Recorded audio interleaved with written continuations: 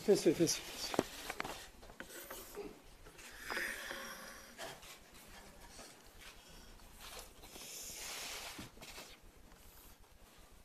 네, 정말 고뇌하고 고민했습니다. 그리고 이 자리에 다시 섰습니다. 당의 비상식적인 결정들에는 아직도 동의하기가 어렵습니다.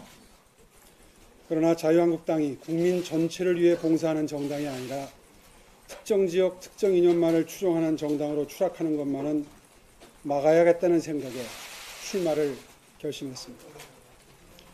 이번 5.18 공청회 사태에서 보듯 자유한국당은 과거 회기 이슈가 터지면 수습불능이 될 정도로 취약한 정당입니다. 보편적인 국민 정서까지도 무시한 채 무모한 행동도 서슴지 않는 정당이 되어버렸습니다. 제가 필요한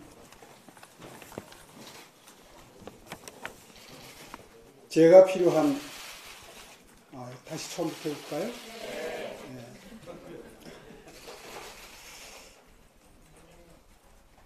정말 고뇌하고 고민했습니다. 그리고 이 자리에 다시 섰습니다. 당의 비상식적인 결정들에는 아직도 동의하기 어렵습니다. 그러나 자유한국당이 국민 전체를 위해 봉사하는 정당이 아니라 특정 지역, 특정 이념만을 추종하는 정당으로 추락하는 것만은 막아야겠다는 생각에 출마를 결심했습니다. 이번 5.18 공청회 사태에서 보듯이 자유한국당은 과거 회기 이슈가 터지면 수습불능이 될 정도로 취약한 정당입니다. 보편적인 국민 정서까지도 무시한 채 무모한 행동도 서슴지 않는 정당이 되어버렸습니다. 제가 필요한 이유입니다. 많은 당원 동지들께서 이대로는 안 된다, 개혁 보수의 가치를 꼭 지켜달라는 말씀을 주셨습니다. 국민과 당원 여러분께 무거운 책임감을 느낍니다.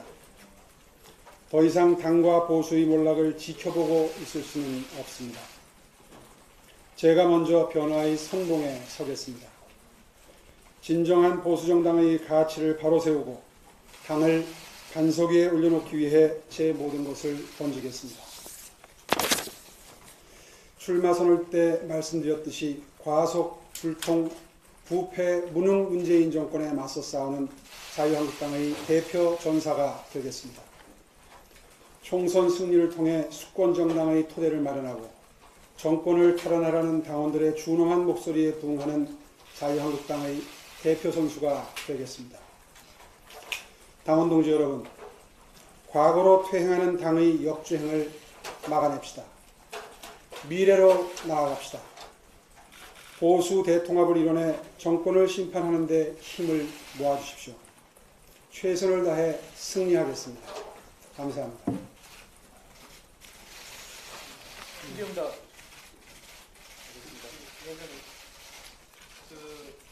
이번에 불출마를 오늘 아침에 결심하신 현역의원들 몇 분 계십니다. 이분들이 위원장님을 지지하시면서 투표하신 걸로 해석을 해도 되는지 좀 알고 계신 만큼 좀 어제 저녁 있었던 일과 합쳐서 좀 알고 계신 만큼 설명해 주실 수 있는지 부탁드립니다.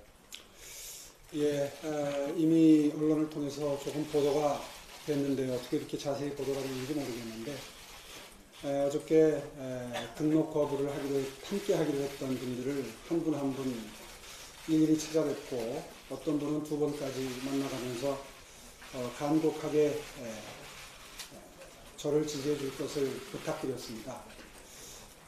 사실 그분들 한 분 한 분마다 입장이 있고 또 그분들이 본인이 돼야 할 이유를 그동안 꾸준히 설파하고 계셨기 때문에 하루아침에 입장을 바꾸어서 저를 지지하는 것은 사실상 그게 쉬운 일은 아니었다는 판단이 듭니다. 아마도 조금 더 시간이 필요할 것 같고요. 그러나 어저께 원칙적으로 동의해 준 분들도 계십니다. 다만 좀 시간이 필요하다라는 말씀을 하셨던 분도 계시고요. 또 고민해 보겠다고 말씀해 주신 분도 계시고요. 그래서 그런 한 분 한 분의 입장을 이 자리에서 다 밝히는 것은 도리도 아닌 것 같습니다. 그 정도만 말씀을 드리겠습니다. 네, 다음 질문 받겠습니다. 네, 질문하겠습니다. 사실상 당 지도부의 결정이 바뀐 건 아닌데 보리포구 결정을 철회하게 되신 거에는 황교안 국무총리의 독주나 추대 이런 분위기에 대한 우려도 있는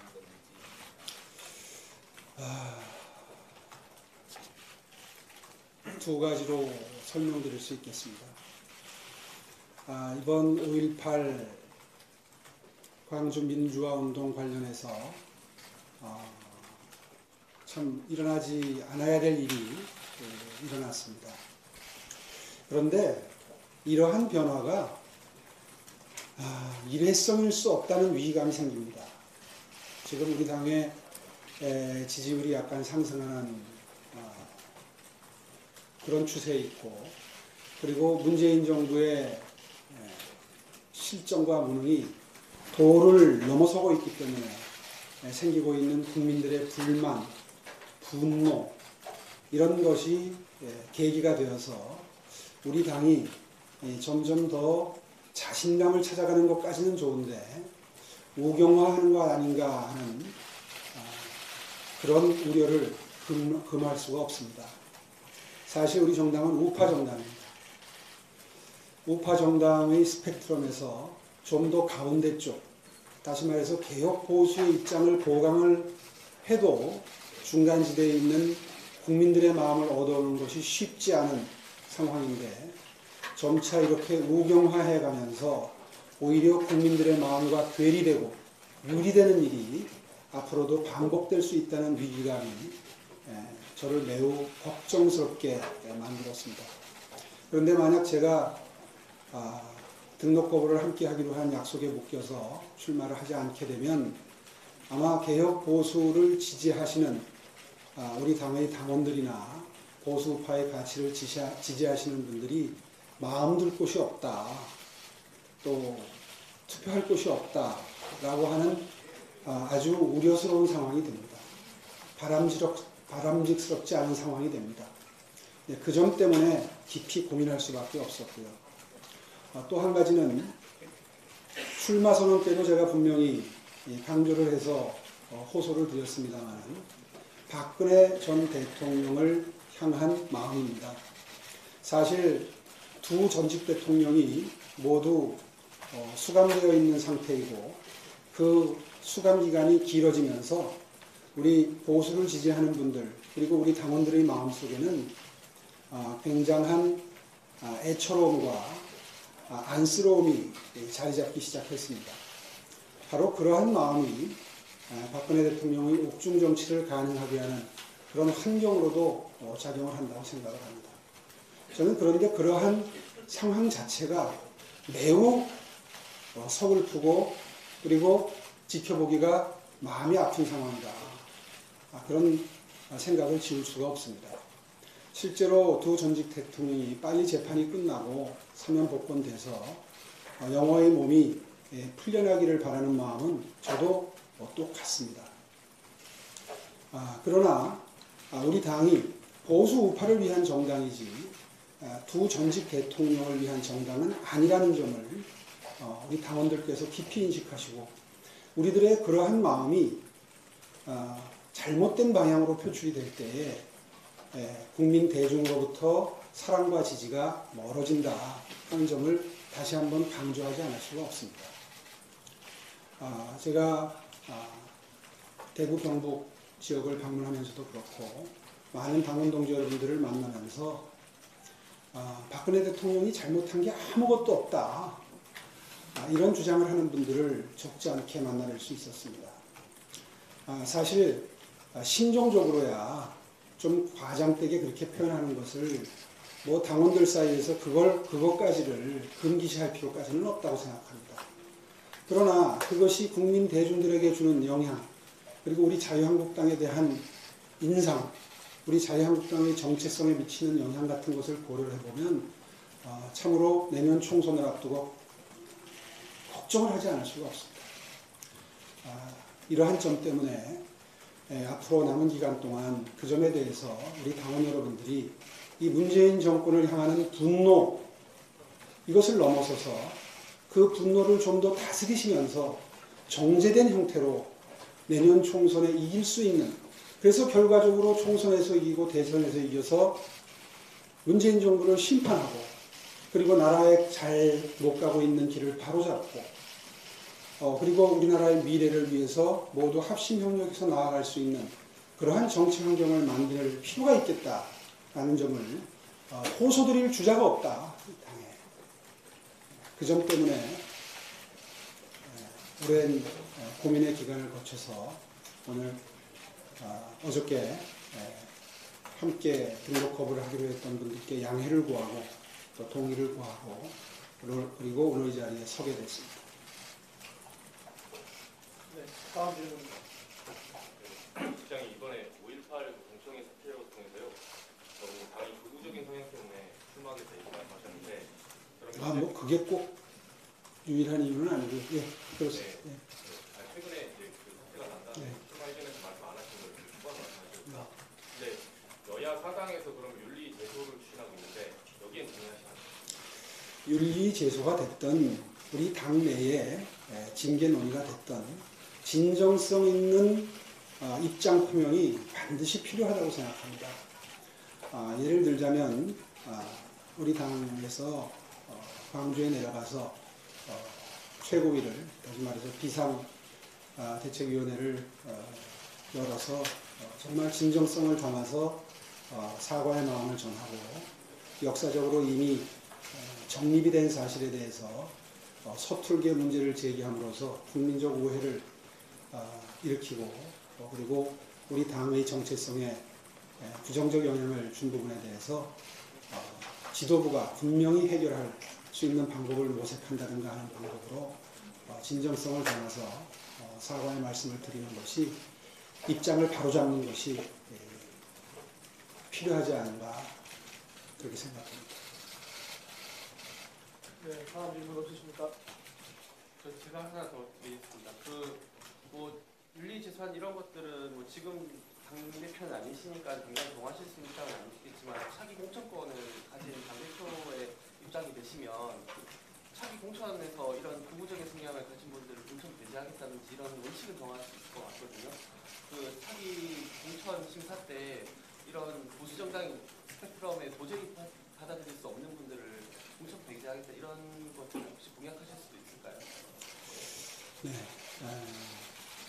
선거운동 과정에 있고 그리고 출마를 하신 분 중에 또 사건에 관계되어 있는 분이 계시는데 이 자리에서 공천 배제를 포함한 방안을 말씀드리는 것은 적절치 않다고 생각합니다.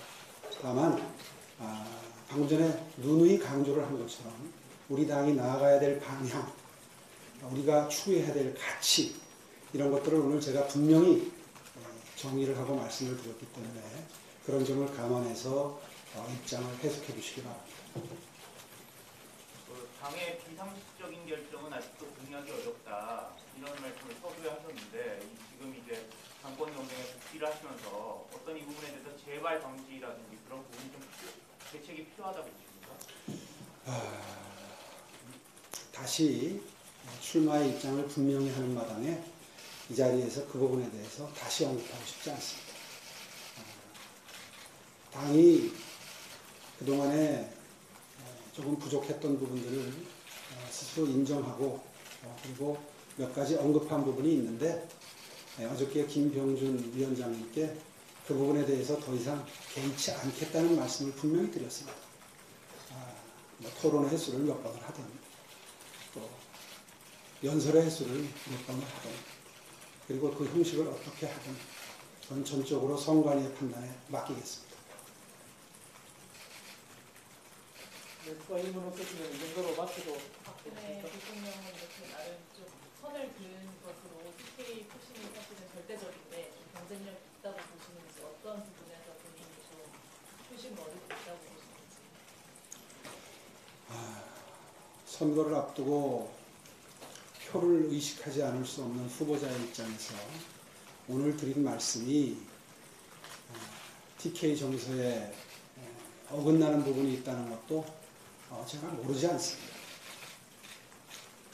그렇기 때문에 선거전에서 불이익을 본다고 해도 감수할 생각입니다.